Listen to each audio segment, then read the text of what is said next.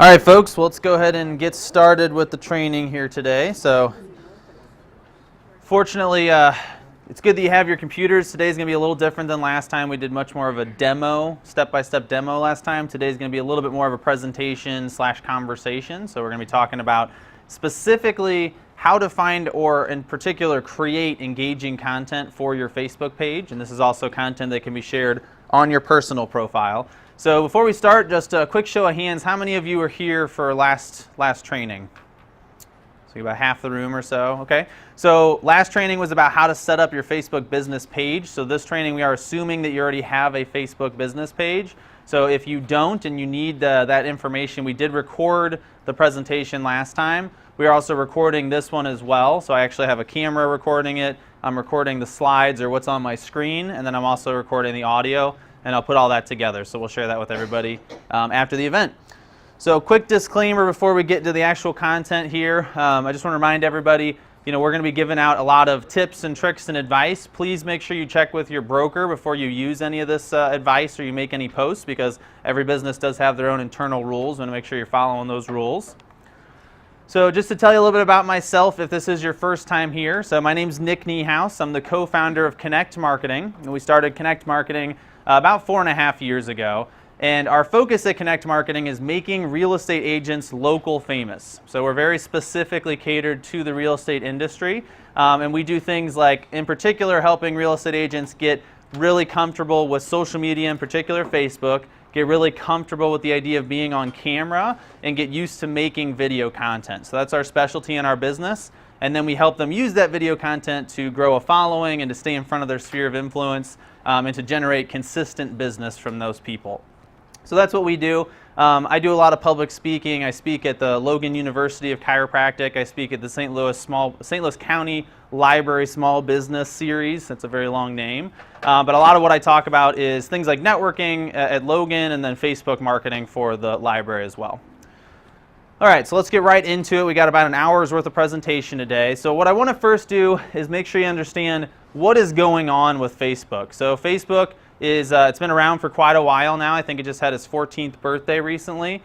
And in the past year or so, there's been some of the most substantial changes that we've ever seen to Facebook. So this was really a big deal. So how many of you heard about the news feed updates from a couple months ago?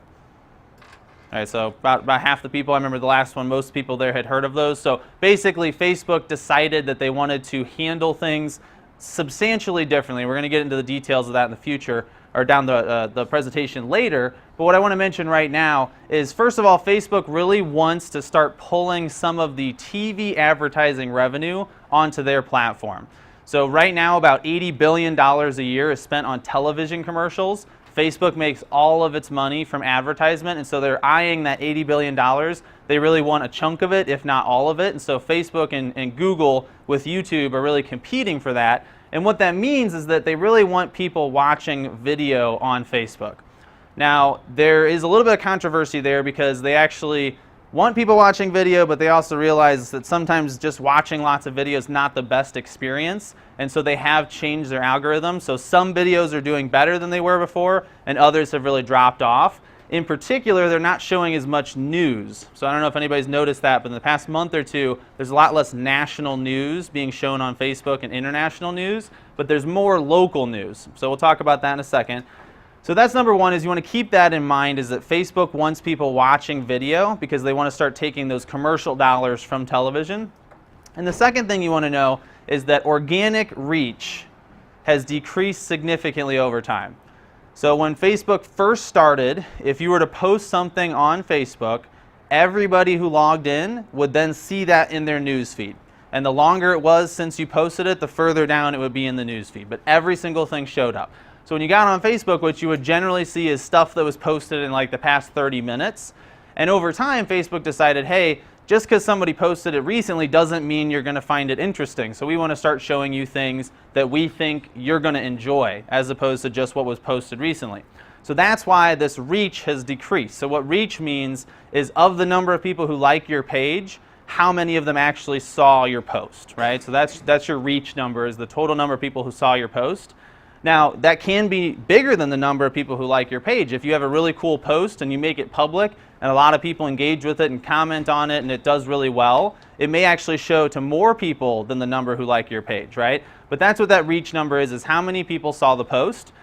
Right now, and this number is continuing to decrease, only 2 to 4% of the people who like your page actually see an average post.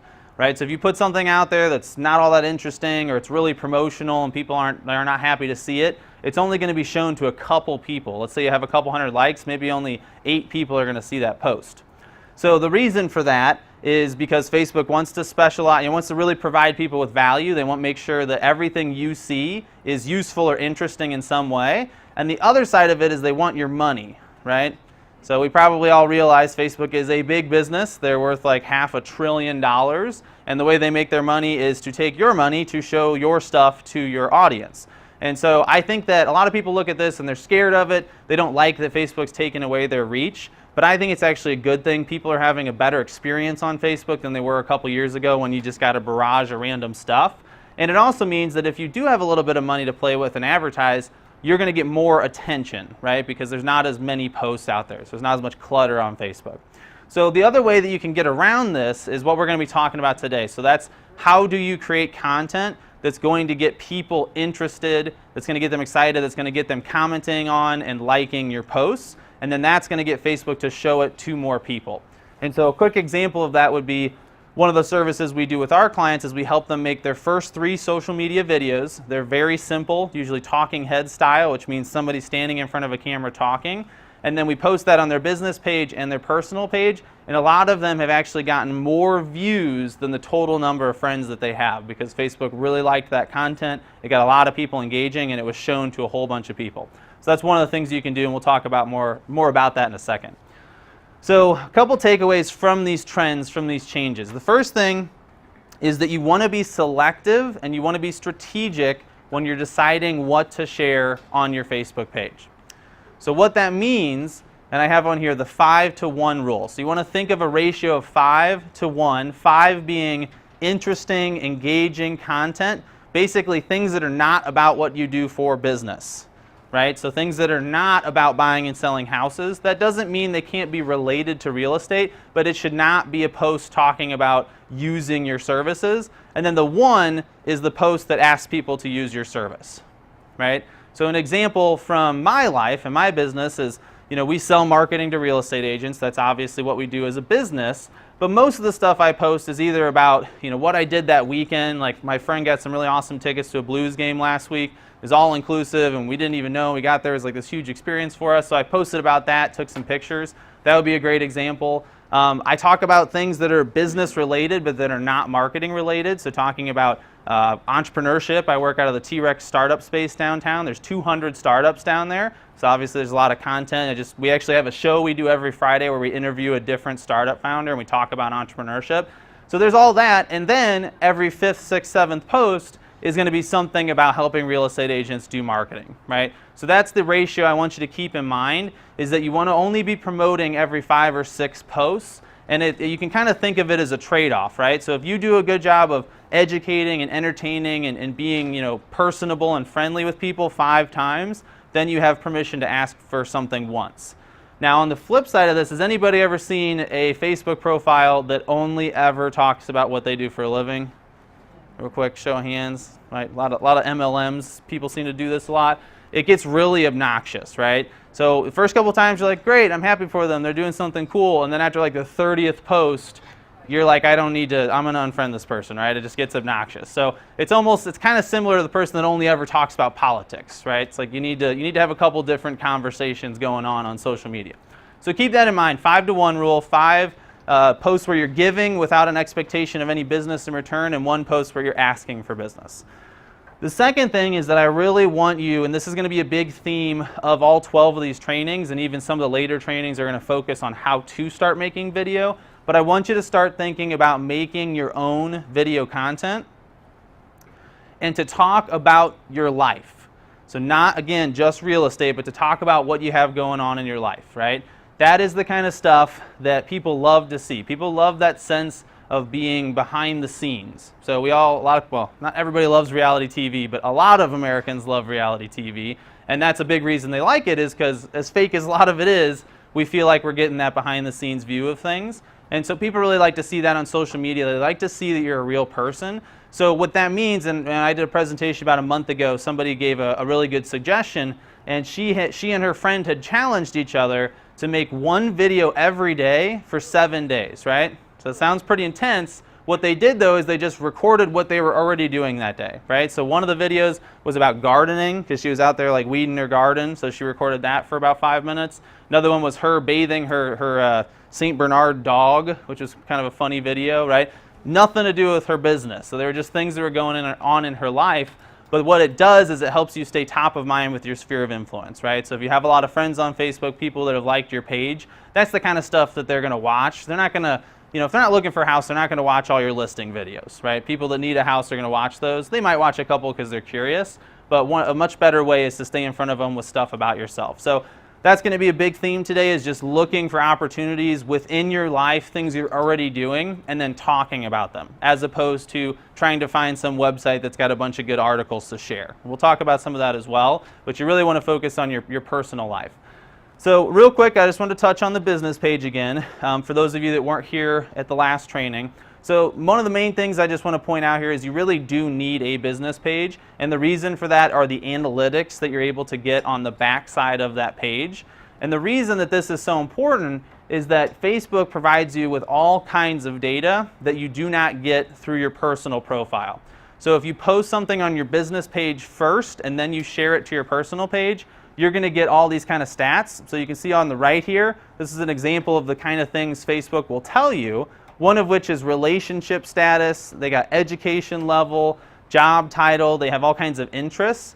Where this gets really powerful is that you can start to understand who's already in your audience. So a lot of times, we'll work with somebody or an agent, and they'll know who they like working with, but they don't know what the trends are, they don't know what those people have in common. And a lot of times we really like working with a certain kind of person. So this is where Facebook can show you what those people are like, and this is really useful when it comes to interests, right?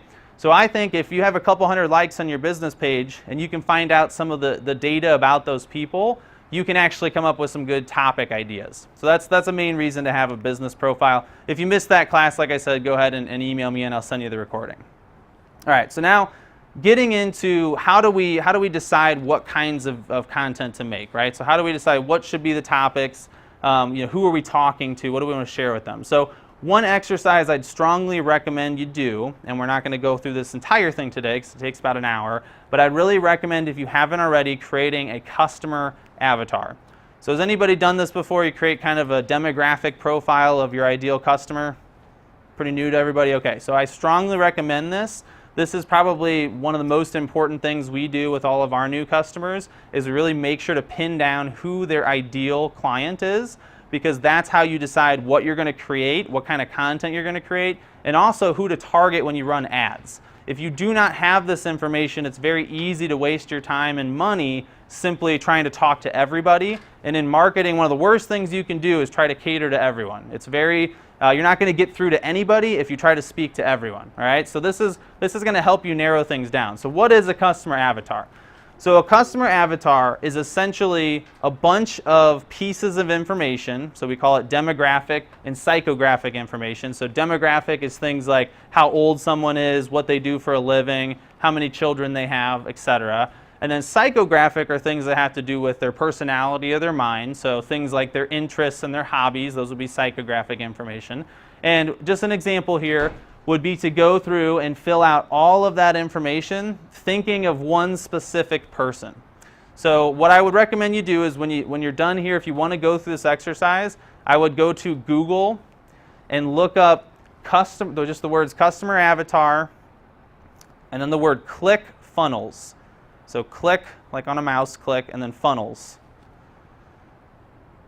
So ClickFunnels is a extremely fast-growing company that does a lot of online marketing work, and they help people collect leads. So actually, a lot of real estate agents do use their product. And this is a great article they have on there about how to create a customer avatar. That's exactly the steps that we use in our business. So if you are looking to do this yourself, I'd go there. But the basic idea here is to pick out your favorite customer or maybe your top 2 or 3 if they're very, kind of find people that are similar to each other. But the idea is to create a profile of one specific person. And I know that feels kind of limiting. A lot of times, we do this with somebody and they're like, oh, but I work with a lot of different kinds of people, so isn't that going to scare some of those people away? And the reality is it might, right? That's a little bit scary. It might push certain people away. But whoever you define here is going to really draw that person in. So if you really like working with first-time home buyers, you should be talking to first-time home buyers, right? If you really like working with parents that have young children because that's where you are in life and you really resonate with them, you want more of them, and you should be willing to sacrifice other types of customers to get more of them. If you're not excited about that, then maybe pick a different category, right? So once you have that person figured out and you know who you really want to think about, you're going to do things like age, gender, education level, family traits, like are they married, do they have kids, how old are their kids, their job, their income and house value. So that's a big one, right, is understanding what size of house are these people living in or looking for. And then this is getting into the more of the psychographic information. These are usually the harder ones, so these are ones where you may actually want to call your customer and ask them. But these would be things like, what are their goals or definition of success? What are their pain points? So what are they really struggling with in their life? Doesn't have to be real estate related. So if they have, if they just had their first kid, for instance, then there might be some pain points around that, getting used to having children. Their interests, things they do for hobbies, etc. And then again, you get into some even more specific things. So for instance, what blogs or websites they use frequently, and that's really useful for ad targeting. So what I would recommend is do this exercise at home when you get the time. And if you don't know how to answer some of these questions, pick the phone up, call your ideal customer, and ask them. I think that's really important, is that you get as much information here as you can. So let me show you an example of what this looks like. This is an avatar we created about a year ago for one of our clients. So this is, again, very specific, right? So it's a 38-year-old woman. So we tried to find a picture that kind of represented this person as well. It's just a stock image. It's not somebody that we actually know. They're married with 2 kids, a 5-year-old and a newborn. They hold a master's degree in business. They're a pharmaceutical sales rep. They have certain skills like organization, parenting, multitasking. I'm not going to read through every single part of this, but you can get an idea that if you have this much information on the person you're trying to attract, it makes it really easy to come up with topics. And so that's why I wanted to start with this breakdown here and show you what a customer avatar is, because this will help you a lot when it comes to deciding what kinds of things to share on your Facebook page. So just to give you an example here, so if this person is, they're good at multitasking, they have 2 kids, obviously helping them with how to multitask, how to take care of multiple things in a day, or how to be more organized would be a really good piece of content for that person. Okay, so now we have, an avatar, you got an idea of who you're going to be talking to. And now what you want to do is you want to start to come up with some different kinds of posts that you can put online. So if you have one of these sheets in front of you, we actually do have a whole bunch of content ideas on the back. This is something we brainstormed at another event about 3 months ago. So, there's obviously a lot of ideas there, but we're going to be talking about several of them right now. These are not the only kinds of posts, right? So these are just ideas. This is just to get you started, but these are a couple of the types of content that you can be doing. So the first is promotional posts. Right, so how many times do you how many posts do you do before you post a promotional post? 5 a month. 5, all right, good. So you're going to have 5 other posts before you do one of these, but I wanted to talk about what these might look like. So promotional posts are anything where you're essentially suggesting that someone hire you to help them buy or sell a home, right? That's exactly what a promotional post is. So obviously posting things like your new listings or your open houses, I would think of as promotional. Now you could probably cheat that rule a little bit because it's not super promotional, especially when you sell a house and it's a celebratory thing. That's not all that promotional. But just remember, for people that are looking at your page, they see these things as promotional, right? So if they, especially if you put up a new listing, they feel like, oh, they're trying to promote that listing. Another good one that kind of flies a little under the radar, but I would still consider promotional, is also testimonial videos from clients. So if you're posting a lot of testimonial videos, that's great. Those are really, really powerful. But make sure you're spacing those out with some other types of content. Obviously sharing things like your success stories, so telling a story about one of your clients and how you helped them. Also very powerful, but make sure you space those out a little as well. So now let's get into other kinds of posts. These are things that you can share in between those promotional posts. So the next one would be what we would call an expert post, right? So that's a post that's some sort of content that's going to demonstrate to people that you're an expert in the real estate industry. So you can educate people. I think this is one of the best ones you can do, and this is great for video content. So thinking of just any type of real estate question a client might have. So one of the best ways to do this is ask people, what are the types of questions you have during the real estate process? What are some things that were confusing for you? And then make a video answering that question. Those should be maybe 1 to 2 minutes long. If you can keep them under 1 minute, you can also share them on Instagram, which is a great place to also grow a following. Another one you can do is explain the buying or selling process. So that's probably a little bit of a longer video. You might want to break that one up into a couple pieces. And when I say video, if you're too scared to get on camera yet, you can do blog posts, you can do podcasts. There's other ways to create this stuff. And I know I'm talking about you creating it yourself, and the reason for that is that I really strongly recommend that you either create it yourself, so it's either something you wrote or recorded, or if you find an article talking about any of these topics, that's fine, but when you share it, add your commentary on it. So a lot of people will just simply click the share button and it just shows up, and it's just on their news feed. And that's okay, but nobody knows why you shared it, right? They can't read your mind. So if you do find an interesting article or something you want to share, make sure you add your 2 cents. And I would say, a paragraph or more is probably a good idea. So when you share it, just make sure that you add your commentary, you kind of tell people what you think of that piece. How-to, which is again kind of an educational type thing, but how-to types of content are great. What I would recommend there is don't just think about how-to in the real estate sense. Think about how-to videos that have to do with your hobbies. So who here likes, anybody golf here? Any golfers? All right, we got a couple golfers, right? So if you're out there golfing and if you're good, right, you got to be able to teach somebody a little something, right? But if you got some skill, you can show them how to do things, right? So you can show them, maybe a certain technique or some sort of putting technique. I'm not good at golfing, so I should have picked a different example. But that would be great, and that's something where it's not going to resonate obviously with everybody, but other people who like to golf are going to find that interesting. And if you have an interest in that area and they do too, there's a natural bond already happening there. You already have some rapport. It's much easier to bring that person on as a customer. The last couple points I have here is sharing local real estate news or market trends, and then DIY projects. So if you're more into like home remodeling, that's a good kind of peripheral thing to real estate. Obviously, a lot of people are doing work on their homes before they sell them. So talking about how to do these things yourself is really great content that is close to real estate, but it's not about what you do, right? So showing people how to, I don't know, replace a complicated light bulb or a faucet or something like that could be a good piece of content. All right, so now we're getting into a couple other types of posts. The third would be personal posts, and this is the one that I think people really don't do enough of, and this is the one that Facebook really, really wants you to do more of, and that's talking about yourself, talking about yourself outside of your business. So examples here, obviously we got a picture of a children's soccer game, so if you have little kids and they're playing soccer, taking a couple pictures, maybe taking a little short clip of it. People always think that kind of stuff is fun and cute, and you'll get a lot of engagement on it.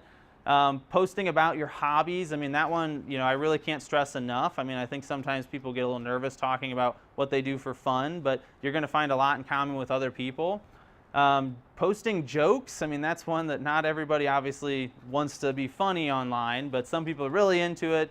Some people are really hilarious with the stuff they share. And so if you're funny in person, that's a great thing to post about as well. And then asking people how they're doing, just trying to start a conversation. It doesn't always work, but when it does, you can get people kind of conversing in the comments and talking about it. That can be really good. So a lot of times that can be tied to an event or something that's going on, and I would focus locally. We get really stressed out about national and international news, but things that are happening locally we tend to be more interested in talking about. So I'd keep that in mind. So personal posts, a lot of people feel like maybe they shouldn't post this stuff on their business page, and I'm going to disagree with that. I think that you should be sharing things about yourself on your business page. Just make sure that you're keeping in mind things that could potentially offend someone, right? So you don't have to be totally PC. It's kind of up to you what you share, obviously. But just remember, if you share something controversial, there might be some people that end up not liking that or not liking you as a result. But it's your own page. You can do what you want. Yeah. It's just like what you said about the kids' soccer games. There are other parents who are not going to be interested in having their kids in your video on Facebook. So I mean, I think that can be kind of touchy. So. Yeah, like I said, that's up to you. So make sure you have permission. You know, if you're going to film other children, you do need permission to share that publicly. So, you know, just keep it in mind. I mean, I see people do that stuff all the time, and it just kind of depends on what people are going to say about it. But yeah, making sure you have the right permissions. Obviously, that should be part of all of this. Next thing would be localized content. So this is things that are going on really close to home. What I would recommend when you create local content is think very, very local, right? So this shouldn't be just St. Louis. This should be Kirkwood or Chesterfield or even my neighborhood, right? The closer to home you can get, the more it's going to resonate with certain people. We're not seeing too much of this yet, but I don't think it's going to be long before we start to see really, really localized video shows, podcasts. Like there'll probably be podcasts for specific neighborhoods or specific parts of town very soon, and there already are a few starting to pop up. So the more you can talk about things in a specific area, the more you look like the expert in that area, right? So again, you know, doing a little news post on something that happened at the town hall meeting last week. I mean, that could be, we have so many different cities in the St. Louis County. I'm sure you could find a decent town hall meeting to get some information from. And then the last one I have listed here, and again, this is not all the kinds of posts you can do, but just to give you some ideas to start, is referral partner content. So obviously, you have loan officers that you work with, and that would be a great opportunity to partner with them and create some useful content. So talking about the loan process, or again, focusing on them personally. So if they have a hobby or something that they do that's a little unique or different, talking to them about that, or even just having them create content for you. You know, they can write a blog post, they can record a video that you can then share on your social media. Okay, so we gave you some ideas on the types of posts that you can come up with. So we want to talk about when you actually do go to post them, how do we make sure this doesn't become, you know, a huge chunk of your time every single day, right? So if you want to make sure you're not spending 2 hours Monday through Friday creating content and then posting it, you can schedule content. So I would really strongly recommend that you use this tool. This will allow you, it doesn't mean it's going to take less time to make your stuff, but it does mean you're not going to have to go on and post it every single day. So this is just an example of what it looks like on your phone, but you can also do this on your computer. So if you're on your computer really quickly, right, before we go into the phone, when you go to post, there's a little drop-down box next to the publish button. That's going to give you an option to schedule it. Just click schedule and then put in the time you want to schedule it. So for an example, if Monday morning you were to go on and have 5 posts you want to put out that week, you can go ahead and schedule one for each day over the course of that upcoming week, right? So that way you're not having to go on Facebook every day. Now Facebook has this internally. You can also use tools like Buffer or Hootsuite. I don't know if anybody's using those anymore, but those are also very useful for scheduling this stuff. And then this is what it looks like if you're on your phone. And I believe this was on an iPhone versus an Android. But what you do is you go in here, you type out whatever you're going to share, you know, put your picture, put your video, whatever it is, and then you're going to hit continue here, and it's going to give you, it says, when will this be published? It's always going to default to publish now. So if you don't change anything and you just hit publish, it's going to go live right then and there. If you do want to schedule it, go ahead and click the when will this be published and change it to a future date, right? It also gives you the opportunity to boost your posts. So if you want to boost something and advertise it a little bit, you can do that in here. And then that third screen is just what it looks like to schedule it. And then obviously you go ahead and click done, and then that'll set you up to schedule it in the future. All right. So talking a little bit about Facebook's kind of new focus here and how you can take advantage of the algorithm updates. So I mentioned this earlier, and I wanted to make sure we went into this in a little more depth. So here's what's happened. So over the past year or two, Facebook got a little bit too, probably a lot too greedy, and they basically just took any money they possibly could. They weren't screening advertisers. That's how some Russians ended up running ads on Facebook, right, to manipulate people during the election. But they're not the only problem. There was things like a lot of fake news in general. It's just the kind of stuff that gets people to click on it. It's usually total nonsense, and it gets a lot of ad impressions because a lot of people click on it, and then those publishers make a lot of money, so they're willing to put some of that money back into Facebook to advertise their stuff. So it was getting really messy. People were getting in a lot of political arguments on Facebook, and they actually found that the average person was actually coming out of their time using Facebook. So if they're on there on their phone for about 15-20 minutes, they were actually feeling worse after that time instead of feeling better. And for Facebook, if that happens too many times, people delete the app, and that actually people started deleting the app. There's about 700,000 people actually deleted the Facebook app in the fourth quarter of last year. So that's a tiny fraction of their 2 billion active users. So that's a really small number compared to that, but it's a big and important trend. And so Facebook decided, hey, if people are going to be leaving, if we're going to have people actually leaving because they don't enjoy their experience, we need to improve the experience. So they started doing research, and what they found is that they need to focus on people interacting with each other, right? So what happened was a lot of the things you saw on Facebook maybe 6 months to a year ago were what you might call engagement or clickbait. So it was things that said, I don't know if you ever saw the ones where it's like a picture of a cat and a picture of a dog, and it would say, click the like button if you like dogs, and click the love button if you like cats. That doesn't do anybody any good, but it tricks the Facebook algorithm into showing that to literally millions of people in some cases. So the more of that you see, it just kind of wastes your time. If you see 20 of those kinds of posts a day, you really don't need to see them. And so they started cutting that stuff out. They also started cutting out a lot of the national and international news, which is almost always really scary stuff, right? So especially international news. It's always these terrible bombings and these terrible things that are going on in other countries. And again, it was having that negative effect on people. They were consuming a lot of that and then feeling kind of down. And then on the flip side, they realized that when people were talking to each other, when they were commenting on their friends' posts, so for instance, when somebody has a baby and everybody's commenting and it's so great and everybody's excited and there's hundreds of likes on it, that's the kind of stuff that was making people actually feel better. So they wanted to say, hey, we're going to give up some of the money because the clickbait and the engagement bait and the Russians paying us money is great. It makes us a lot of dollars, but it's going to kill us in the long run because people are going to get tired of using our platform. So they actually sacrificed profit, which is kind of stunning for a public company, and their stock price dropped significantly after they announced this, right? So they really did take a financial hit. And what they decided is, hey, we're not going to worry so much anymore about how much time people spend on Facebook. So that was their primary metric, is they wanted to get you to spend as much time as humanly possible on their website. And that wasn't a good thing for people. It's kind of like when we watch just hours and hours of TV and we just kind of get completely numbed out. So what they wanted to do is they wanted to go ahead and make that sacrifice, and actually last quarter, the amount of time spent on Facebook every day went down by 50 million hours. So isn't that crazy? Like 50 million hours. And that means that people are spending billions of hours every single day on Facebook. It's crazy. So it went down by 50 million. That's a pretty good chunk, but it was a really small percentage. And that was the sacrifice that they were willing to make. So they don't want that to go down to zero. They don't want people to stop using them, but they were willing to cut some of that time.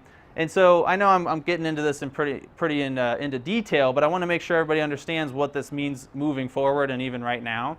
It means that Facebook is looking at long comments as the number one or one of the number one indicators now.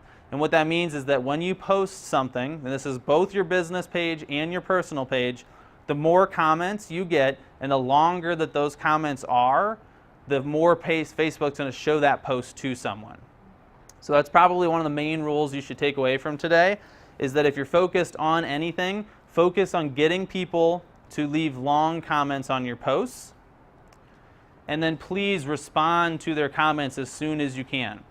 So I know we all get busy and you can't respond immediately to all this stuff, but the sooner you respond, the better, because a lot of times if you can respond right away, they're still on the platform and they might respond back. And every time there's another comment on your post, Facebook thinks it's a better post and they're going to show it to more and more people. So we're going to talk a little bit about how to get people to leave long comments. I think that's one of the tricky things, but just use that as your metric. So if you're looking at the the likes and the love buttons and you're looking at how many people share it, the one you should really focus on is who's having a conversation below my posts, right? And you're also, as a result of that, going to end up seeing more posts from family and friends. All right, so what does this mean in practicality? So what are some of the things that we're going to see less of, and what are we going to see more of? So the reality and one of the challenges of this is that you are going to see less posts from business pages in general. So that might sound bad or scary, but the reality is it's going to get rid of a lot of the generic articles, things like that. So I see a lot of real estate agents, their pages will share, here's a Realtor.com article about some cool kitchen trends or something like that. It's not necessarily a bad thing, but that's the kind of stuff Facebook's getting rid of because it generally doesn't start a conversation. There's not much engagement on it, and Facebook kind of treats those as like almost promotional a little bit, right? Another thing they're going to get rid of is engagement bait posts. So you got to be careful about asking people to like or share or comment on your stuff. It's okay to ask them to do those things, but if you do it too often, Facebook's going to see it as engagement bait. And engagement bait just means, you know, trying to trick people into doing the things that make Facebook think the post is useful. So tricking them into sharing it or liking it. So doing things like contests. You don't see a lot of contests anymore because they have really strict rules about how contests can be operated. And that's because a lot of that's engagement bait. Again, national, international news you're not going to see. And then certain types of videos. So this is one that we were really curious about when they made this change is this going to affect the kind of videos that we were making for our customers? And we actually saw that if anything, they got better results after this change. And so the kinds of videos that we're talking about here are the kinds of things that people just kind of consume, you know, viral videos. Just think of that kind of stuff, right? So the crazy, like, look at this crazy guy did on this tricycle, and it's like a 2-minute video of somebody wrecking and getting hurt or whatever it is, right? That's the kind of stuff that was doing really well. It was getting shared all over the place and people were watching all of it. But it's also the kind of stuff they found that was kind of that brain numbing, just sitting there watching all these silly videos, and you come out 30 minutes later and you're like, wow, I literally got nothing out of that. I should have probably been working, right? So it's that kind of video that they're really cutting down on. So what they're then boosting, so what's actually going to be doing better, and this is the kind of stuff you want to focus on, posts between friends and family.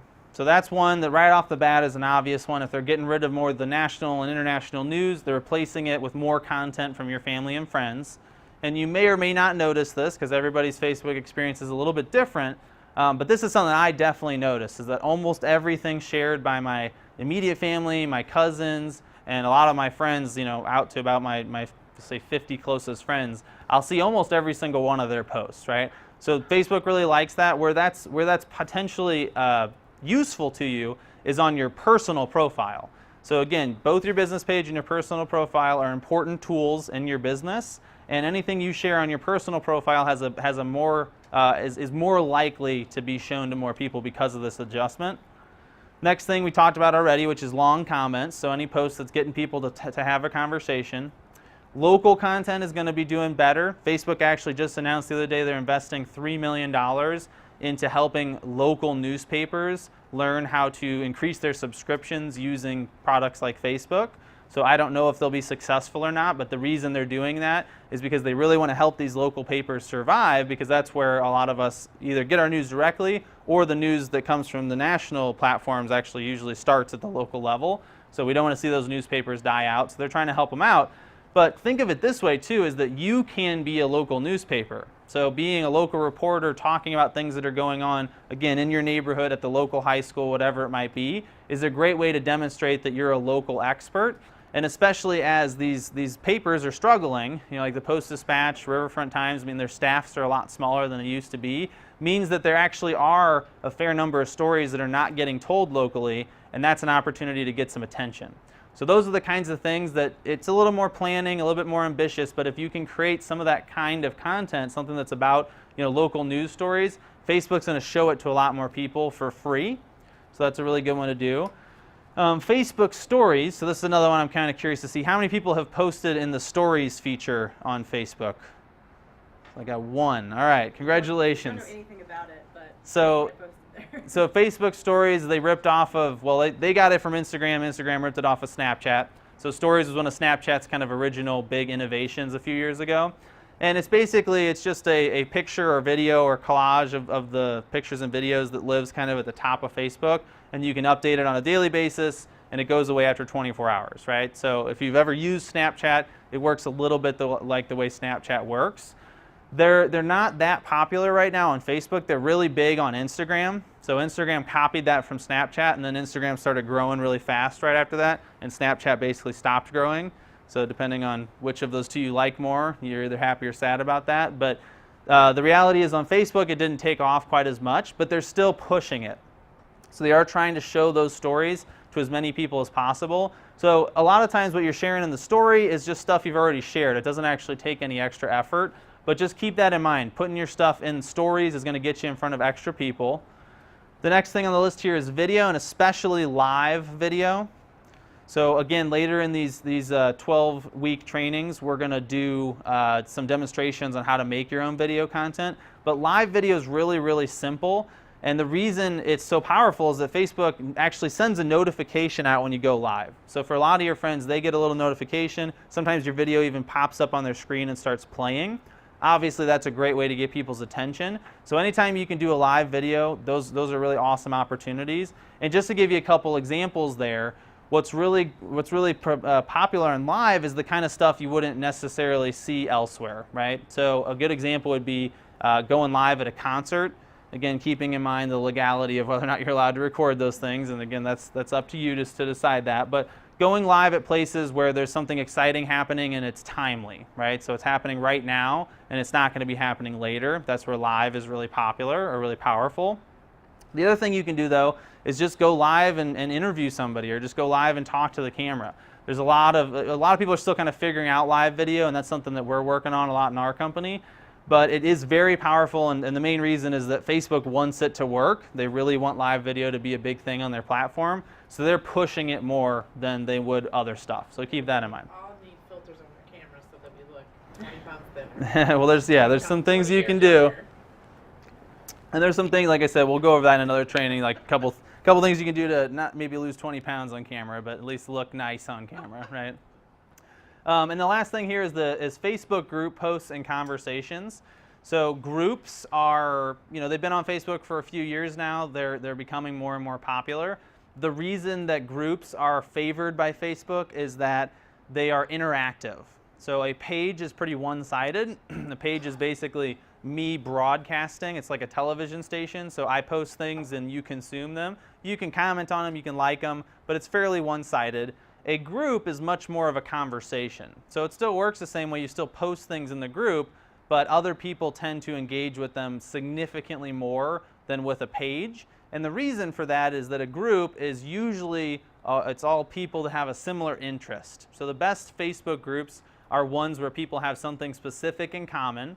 So an example would be, all the parents of the students at a certain school might have a group, right? Or a neighborhood might have a group, or all the people in town who, now that curling is so popular after the Olympics, like all the local curlers probably have a group, right? I have a shot at that gold medal now. I know, there you go. So just thinking of it that way, like what are the kinds of interests that you have, and then try to keep it local. So if it's a particular topic, like a home brewing club or something like that, keep it local to St. Louis. You don't need people outside of it.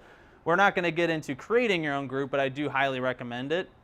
But just posting and commenting on things in groups is also a great start.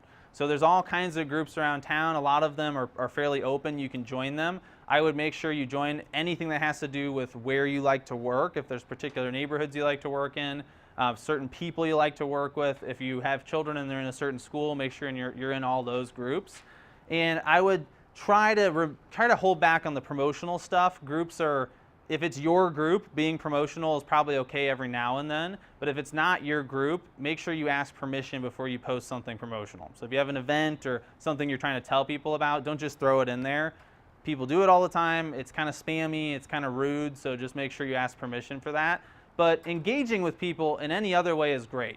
So for instance, if you have a group that's specific to a neighborhood and you took some pictures at the local pool party that week or something, putting that kind of stuff out there can be a great way to get a conversation started. And then just commenting on other things that are shared. So if somebody shares a post about, they just went hunting and it was so great and you really like hunting too, you can comment and talk to them about it, right? So those are the things that Facebook is going to be favoring. So try to focus on those when you're creating content. All right, so these are a few we talked about. You want to get those long comments on your posts, right? So I want to give you a couple tips about ways to get conversations started. So again, the idea here is not just that they comment on your post once. The idea is that you then respond and you try to get a back and forth going. And if you do that, your stuff's going to perform a lot better. So the first thing is asking people questions. And Facebook knows this is so powerful that they actually created a type of post that's just a random question. So I don't know if anybody's tried one of those yet, but there's a feature on your news feed where you can just click a button that says question and it just generates a random question. Like at first I thought it was something you could customize, but it's literally just a randomized question. So you can scroll through and pick different ones if you don't like it. But that's just Facebook obviously acknowledging that if you ask a question, generally people respond and it gets the conversation started. So you don't have to use that feature, but thinking of things you want to start conversations around. Asking for recommendations seems to be a huge one. So if you, for instance, a girl in my networking group the other day, she asked people what the best burger place was in town, and she had like 20 plus responses. So they ended up picking one, and then she had burger places to go to for the next month. So that's a great way to get a conversation started. And remember, like especially as a real estate agent, your job is not to always be talking about real estate. You really want to make sure that you're staying top of mind with people. So just making sure that they're thinking of you, that you're in their head every so often is very powerful. So any type of question, any type of conversation is good for you, right? If you can get out in front of a few hundred of your closest sphere of influence members, you're going to do well there. Next one would be asking people for feedback. So this is one thing that I really recommend when you post your first video, and maybe even when you post a lot of videos, right? Generally asking for feedback, it seems a little scary. What we'll do a lot of times when we post the very first video we've ever made with somebody, we'll say that. We'll say, hey, this is the first video I've ever made. Let me know what you think in the comments, right? What that does is it gets people almost exclusively leaving very friendly comments. You did a great job. You look great on camera. Every now and then somebody will actually give you a little bit of feedback, but it can be helpful, right? You can actually learn something from that. I have still not seen a single mean comment, right? So the worst I've seen, and this is after about 500 total comments we've seen in the past month or two, is, hey, here's a couple things you can improve on, but it was really good otherwise, right? So don't be worried people are going to be mean to you unless you're friends with lots of mean people for some reason. Maybe you're a mean person then, so be careful, right? But you want to make sure that you're getting people to respond, and asking for feedback is a great way to do it. I would say that on average, when we've done this, we'll post the video to their business page.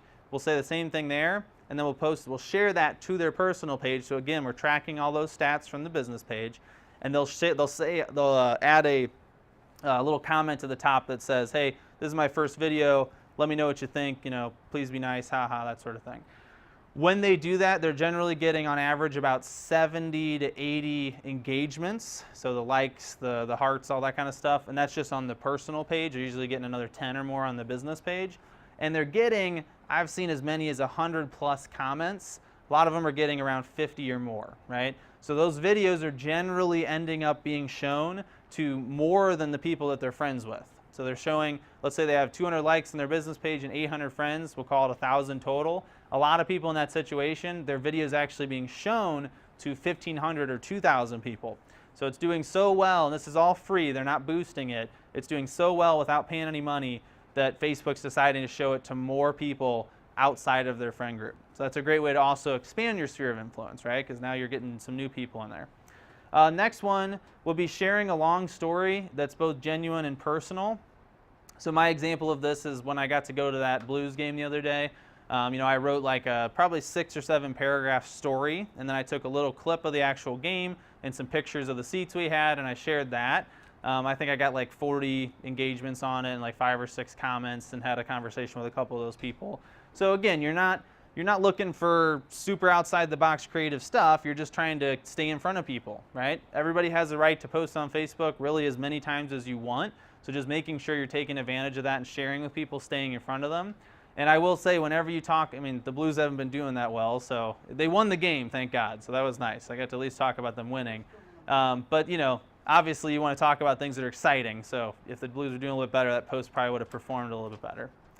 Next thing is you can tag people in your posts. So if you tag somebody in your post, they get a notification saying they were tagged in it, right? So that's a powerful tool. Be careful how you use it. If you just go through and tag 100 people just because you want them to get a notification, they don't like that kind of stuff, right? That'll usually kind of upset people. So make sure there's a reason to tag them. So if you went to brunch with somebody, tagging them in that post is probably fine. Again, you might probably want to ask them before you share it. But anytime you can tag them, that's great. because if they see the post, they can say, yes, I want this included in my timeline, and then it'll show to their friends as well. So that's where that tagging can be very powerful. So if you do have an event or something you do and there's people there that you're allowed to tag, if you add them, that's probably going to end up getting your posts in front of a few extra hundred more people, or even several thousand more people. So that can be really cool. And then the last thing is asking people to share your posts with specific types of friends. Sorry. So that would be, and I wouldn't necessarily put this in the actual post, but if you have a post that's very specific to, let's say, people that have young children, and you want to make sure it gets in front of them as often as possible, if you have a couple friends that have young kids, send them a message or call them. You don't have to do it all on Facebook. You can call them, you can text them, email them, however you want to do it, but ask them if they wouldn't mind sharing that post. And they don't even have to share it. They can message it to people, or they can share it through email, however they want to do it. But just asking a few people to share it with a couple people that are in the ideal target market for it will help that post perform a lot better. It's also going to help Facebook know, hey, these are the kind of people that want to see that content, and then show it to more of those people. Okay, so we want to make sure that we're also posting at the right time of day. So I want to talk about that next. So the first thing I want to say about this is, the first thing I would do is think about your average day and when do you waste time, right? So what are the times of days where you're just like bored and you're killing time and you're on Facebook and you're screwing around, right? Because that's the best time to post, is whenever people are on the internet, right? So not surprisingly, one of the best times to post is between 1 and 3 p.m. because it's right after lunch, or even for some people during lunch. And a lot of times we eat a big lunch, we get tired, and we end up wasting time in the afternoon. This is particularly true on Friday. So that was one that, when I thought about it, it ended up making a lot of sense. But at first I was a little surprised. So we actually post a lot of our videos Friday afternoon, and they do a lot better than if we posted them, in the morning on Tuesday, for example, or if we posted them on the weekend. So that all being said, those are some general rules. You still have to think about your specific audience. So if you're talking to people who, for instance, work night shifts and they sleep during the day, and that's, for some reason, that's your target audience, then you need to adjust this, right? So think about who you're trying to talk to. There are some stats on the back side of your Facebook page that'll show you things like when people tend to be on Facebook. That can be a great way to figure out when the best time to post is. But again, just to sum a couple of these up, we also recommend don't post before 8 a.m. or after 8 p.m. Those just generally aren't the strongest times. And then Thursdays and Fridays are also just in general great days to post. Okay, so now in terms of where you can find content. So I want to make sure that I talk a lot about making your own stuff, and I think a lot of times that scares people. The reality is, if you make your own content, if you blog, if you podcast, or especially if you make video, you're going to perform substantially better than if you just post stuff from these websites. However, if you need to get started and you just want to make sure you're doing the bare minimum, these are some really good places to find things to share. Okay, so the first one is inmin.com. Now you need a registration to actually view Inman articles, right? So that I wouldn't just share the article. What I would do is I would write 3 or 4 paragraphs above the article to basically sum it up, right? So that way you're sharing the article. If they do happen to have a subscription, they can read it, but you're also telling them, hey, look at this information. The second thing is, it's a small indicator that you're in tune with the industry. Because if one of your customers or somebody you're friends with, they see your little summary, so they actually they got the information they needed, but then they also click on the link and you got to register for this website and it's real estate specific. That just helps show people that you're up to date and you're staying on top of things. You can do that with Realtor.com, the other real estate related websites as well. But one thing I really like about Inman, and that I've probably learned a lot of what I have about the real estate industry through reading a lot of stuff there. They just put out a lot of really deep, in-depth content. So I really like looking at stuff there. The second one is maybe a little surprising to some people, but Reddit. So Reddit, in my opinion, is probably one of the best places to find the kinds of content that are going to go viral later on Facebook. So a lot of things that end up going all over Facebook and getting millions of views actually started on Reddit. That's where they were first posted. And Reddit is full of people who just love that idea of kind of being the first to share something, right? The first to put out an interesting article or a funny video. So the nice thing about Reddit is they have what are called subreddits, and subreddits are very specific lists of content based on a topic. So for instance, there's a subreddit for home brewing as an example, right? So if you're really into home brewing and making your own beer, there's a specific subreddit just for that. There's probably even more specific subreddits. There's probably one for brewing, stouts in particular, right? So they get very, very specific. And so this is a great place to find all the latest and greatest content before your competitors share it, right? So if you're pulling things from like a website like Realtor.com, or if you're just sharing things you find on Facebook, people in some cases have already seen that stuff. It's not as helpful to share it. But Reddit's a great place to get out there a day or two ahead of everybody else. The next one would be BuzzSumo.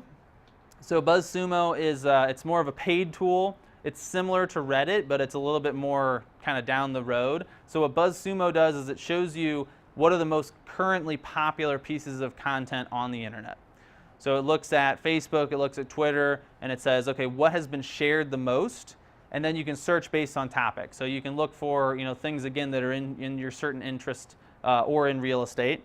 And then the last one I'm going to mention here is Canva. So I think I mentioned Canva at the last training, but Canva is one that is very useful for making your own graphics or flyers or images. So Canva is a free tool. There are paid upgrades you can add on, but it is free. They are one of the fastest growing companies in the world right now. They're worth over $1 billion, and they just started a few years ago. So they've really, really kind of democratized design. So even my business partner, Vanessa, who has all the fancy design software, whenever she's making Facebook posts or wants a unique graphic, a lot of times she'll use Canva. So an example of this would be, hey, if you're making an event and you want to invite people to an event, you have an opportunity to have a header picture for that event that you can share with people. And if you want to put some text in it, or if you want to edit that picture a little bit, Canva can be a great tool. So that's a really useful tool for creating content. And then this is a quick picture of Canva. I won't go into all of how it works, but the idea is everything you need is over in these 3 or 4 buttons here, and then you can just drag and drop a lot of your stuff over onto the screen, and then all the text can be edited as well, right? So very, very kind of easy to use. Takes like 5 minutes in a lot of cases to make some simple content you can share. Okay, so I think we got just 5 minutes or so left, so I want to make sure we had time for questions. I know there's quite a barrage of information, so what kind of questions does everybody have about creating the right kind of content for your Facebook page?